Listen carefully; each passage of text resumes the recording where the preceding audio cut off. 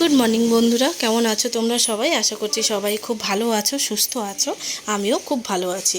রথের পরের দিন সকালটা বেশ ভালোই আছে, গরম নেই সেরকম। আর এদিকে আমার সোনামা চান টান হয়ে গেছে, খাবে। তার আগে ও দিদিয়ার সাথে একটু গান চালিয়ে নাচছে। দিদিয়া বলতে ও পাশের বাড়ির এক দিদিয়া, ওরা দুজন মিলে খেলাধুলা করে।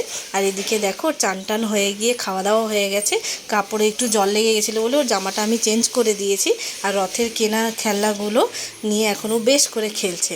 আর এদিকে দেখো ওর খেলনাগুলো জানলায় সাজিয়ে রেখেছে কিছু কিছু। আর আরেকটা কথা বলে দিয়ে, এই খেলনাগুলো ওর দাদা কিনে দিয়েছে, ওর পিয়ুষ দাদা। আর খুব মজা করেই আনন্দ করেই খেলনাগুলো নিয়ে খেলছে। আর এই যে ওর দাদা এসে গেছে, ও সন্ধেবেলা দুজনে মিলে জানলা দিয়ে বাইরে দেখছে, গল্প করছে। আমাকে তো পাত্তাই দিচ্ছে না, কি আর বলি বলুন। ওদের মাঝখানে আমি ঢুকতে চাইছিও না, ওরা আনন্দ করুক।